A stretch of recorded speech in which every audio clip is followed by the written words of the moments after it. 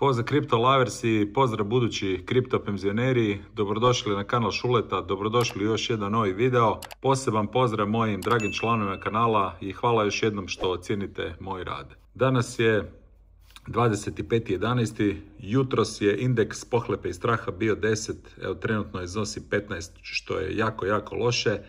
Ne znam koliko ste vi u strahu, što vi radite, da li prodajete, da li kupujete. Ja bih drage volje kupovao, no međutim ostao sam bez stable coina, moram nekako doći do novaca.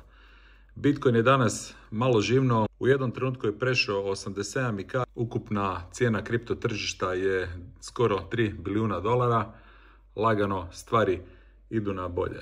Danas ću se nadovezati na pretprošli video, ovo bi kao bio nastavak na pretprošli video u kojem sam tvrdio da je sve ovo laž. U biti da je ovaj bear market lažni bear market, da u stvari nije bear market nego da veliki kupuju. Prije nego što vam pokažem što se trenutno događa na Bitcoin tržištu, na kripto tržištu, a što većina ljudi vjerojatno propušta.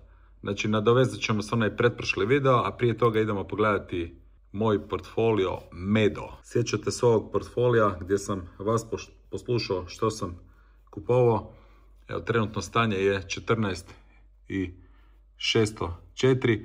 Možete vidjeti da je best performer Aster, za kojeg ste svi bili protiv da ga kupujem, a najlošiji performer je Pump, gdje sam pao 1810 dolara. Ovdje se nalazi 5 kriptovaluta: Aster, Pump Fun, Turbo, Mocoin i Bitcoin. Svi su u crvenom osim Astera, gdje sam u profitu 450 dolara. Evo ovdje je ovaj graf, povijesni graf, stavit ćemo ga na all. Evo u jednom trenutku je on vrijedio nekih 19.000 dolara, a danas je pao na, u biti danas vrijedi 14.600. Evo pogledajte ovaj graf all time profit i Bitcoin trend, onako nekako su blizu, što bi značilo da sve prati tatu Bitcoina. Idemo sada proći signale koje sam izdvojio za vas, koji se pojavljuju, gdje dobivamo brutalnu jasnu sliku da ovo ne izgleda kao klasičan bear market, nego kao masovno čišćenje tržišta, manipulacija i vrlo vjerojatno priprema za jedan veći preokret. Ako pogledamo ovaj whale retail chart gdje kitovi kupuju, a mali panično rasprodaju, možete vidjeti ovaj zeleni skok je jedan od najvećih u zadnjih godinu, dvije. I to se nikad ne događa u pravom drugom bear marketu. To se događa samo onda kad veliki igrači žele jeftino pokupiti sve što mali prodaju u strahu. Možete vidjeti ove pikove crvene, to su mali, to smo mi koji se jako plašimo i koji prodajemo u strahu. Možete vidjeti kako veliki agresivno trpaju, nadokupljuju, a ovo crno predstavlja cijenu Bitcoina. Kad pogledamo ovu likvidacijsku vruću mapu, i tu postaje još jasnije zašto Bitcoin tako uredno pada ovih dana. Ispod cijene, kad pogledate ispod cijene, oko 87.000 dolara, nalazi se ogroman blok long likvidacija. Ako cijena dođe u tu zonu, pokreće se lančana reakcija. Znači, dešava se čist, brz pad koji likvidira hrpu prenapregnutih longova. A iznad cijene praktički nema short likvidacija. Nema goriva za pumpu, pa je rast slab, a padovi su jaki. To je savršena priprema za preokret. Počistiš tržište, ukloniš leverage, ispereš retail i tek onda kreće pravi preokret. Paralelno s tim, ovdje se nalazi graf rezerve na mjenjačnicama, inače količina Bitcoina na burzama koja pada jako vertikalno. Možete vidjeti ovdje ovaj strmoglavi pad. Ljudi masovno skidaju Bitcoin s burzi i stavljaju ga u cold, hladne novčanike. To znači da se ne planira prodaja nego dugoročna akumulacija. Kad god rezerve ovako naglo padaju, povijesno gledano, to je znak da se nešto veliko priprema. Vidjet ćemo da li svi ovi grafovi pokazuju pravu istinu. Ovdje netko želi da tržište izgleda ranjivo, ali u pozadini se odvija velika, snažna akumulacija. Možete vidjeti ovaj graf, ovo je isto tako cijena Bitcoina u usporedbi sa Bitcoinom na količinom Bitcoina na burzama.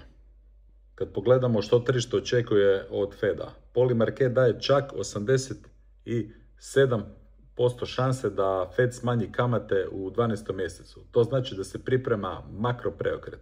Niže kamate znači više likvidnosti, slabiji dolar i jači apetit za rizik. Kad Fed preokrene smjer, kripto gotovo uvijek reagira naglim rastom. Vidjet ćemo što će se desiti u ovom slučaju u 12. mjesecu. Ali prije toga gotovo svaki put se dogodi isto. Tržište se očisti, izbaci se sve slabe ruke, likvidiraju se longovi, retail paničari, a kitovi agresivno kupuju. I upravo to sada gledamo. Ne znam šta vi kažete na to, koje je vaše mišljenje. U pretprošlom videu na ovu temu ste se raspisali, pa evo, molio bih vas, ako vam se da, možete napisati koju pametnu da malo raspravljamo preko komentara. Geopolitička situacija dodatno stvara paniku. Američki dužnosnik tvrdi da je Ukrajina prihvatila mirovni prijedlog, ali Zelenski odmah kaže da ima još puno posla.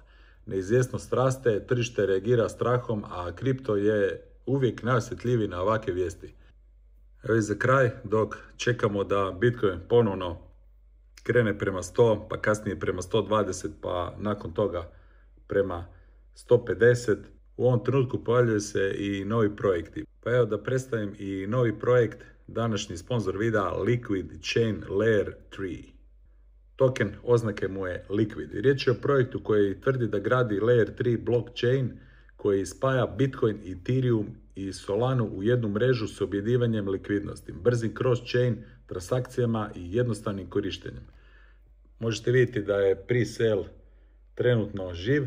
Cijena je niska, $0,01235 za jedan Liquid token. Rani ulagači mogu stekati tokene za nevjerojatnih 15.924%, što ne preporučam nikako, već ako se odlučite za kupnju, samo čuvajte u novčaniku da bi kasnije mogli odmah to prodati. Zapamtite, ovo mladi projekt i da ulaganje u ovakve projekte nose određeni rizik, pa svakako proučite projekt, pročitajte svu dostupnu dokumentaciju prije eventualne kupnje. Ovdje je i tokenomija, na riznicu otpada 25%, marketing visokih 30%, nagrade 15%, razvoj 30% i listanje na burzama 10%. Ovdje sam negdje vidio banere gdje će se sve listati tokeni, možete vidjeti ovdje ovi upitnici. Pretpostavljam da su ovo CEX mjenčice.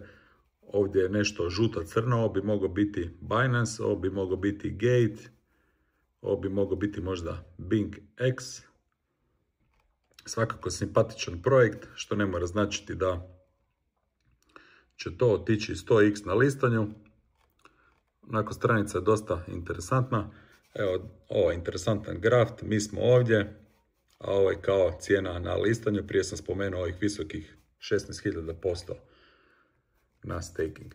Kupnja je vrlo jednostavna, ide se na buy, ovdje izabirete mrežu, ja ću izabrati Solana mrežu, možete preko Phantoma ili Metamaska, idem se probati logirati preko Phantoma, idemo povezati, evo nešto Solane, $7, što je 0,05813 Solane, za što bih dobio 629 Liquid tokena. Ide se na buy, potpisuje se transakcija i tokeni su kupljeni.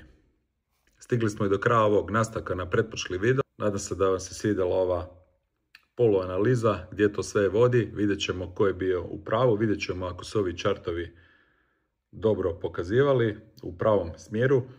Kad sve ovo spojimo, akumulaciju koju prave kitovi, ovu likvidacijsku zonu ispod cijene, pad rezervi na burzama, očekivano rezanje kamata, geopolitičku neizvjesnost, dobivamo jasnu sliku da velika većina paničari i prodaji, a kitovi agresivno kupuju. Tržište se čisti, a pozornica se priprema za veći preokret. Još jednom, po mom mišljenju, ovo ne izgleda kao klasični bear market, nego kao lažni bear. Faza čišćenja prije prelaska u novi trend. Možete vi napisati vaše mišljenje u komentare, a do tada šaljem vam veliki kripto pozdrav i samo zeleno. Ćao, pusa bok.